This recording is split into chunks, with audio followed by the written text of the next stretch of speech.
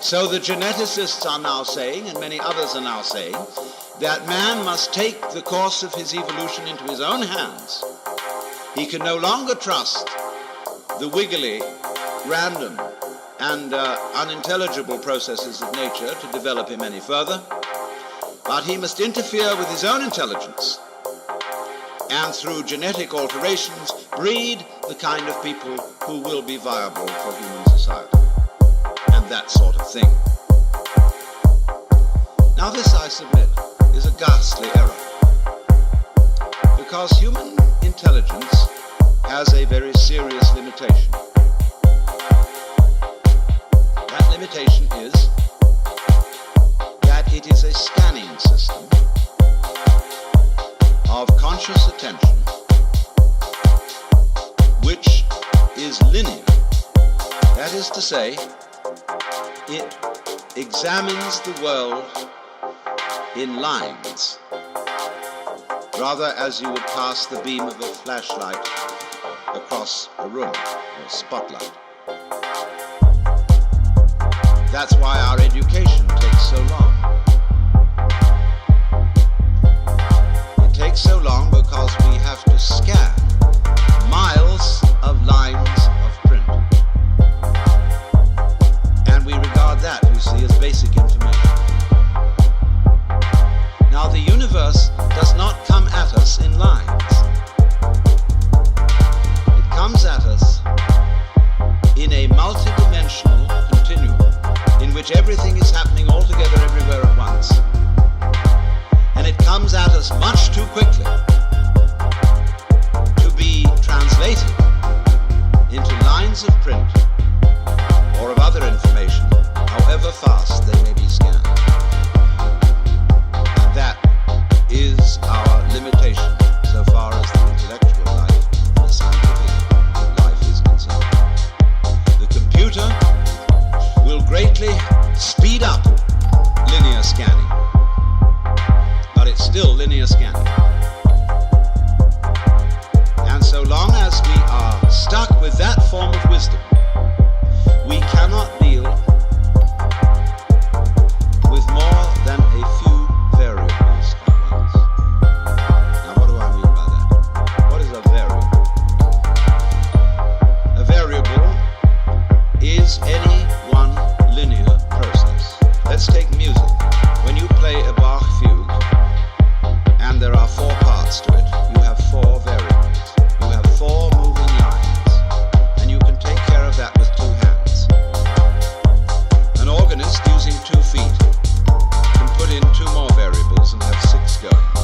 And you may realize, if you've ever tried to play the organ, that it's quite difficult to make 6 independent motions go at once. The average person cannot do that without training. The average person cannot deal with more than 3 variables at once without using a pencil. Now, when we study physics, we are dealing with processes in which there are millions of variables. This, however, we handle by statistics, in the same way as insurance companies use actuarial tables to predict when most people will die. If the average age of death is 65, however, this prediction does not apply to any given individual. Any given individual will live to plus or minus 65 years. And the range of difference may be very wide indeed, of course. But this is all right. The 65 guess is all right when you're doing large-scale gambling. That's the way the physicist works in predicting the behavior of nuclear wavelengths. But the practical problems of human life deal with variables in the hundreds of thousands. Here, statistical methods are very poor, and thinking it out by linear consideration is impossible. With that equipment, then, we are proposing to interfere with our genes. And with that equipment also, be it said, we are trying to solve our political, economic, and social problems. And naturally, everybody has the sense of total frustration the individual feels, well, what on earth can I do?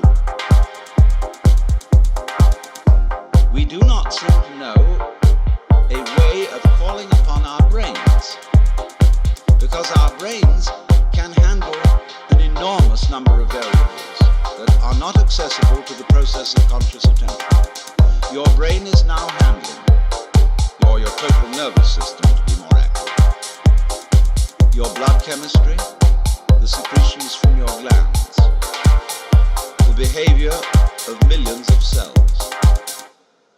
It is doing all that without thinking about it. That is to say, without translating the processes it is handling into consciously reviewed words, symbols, and numbers.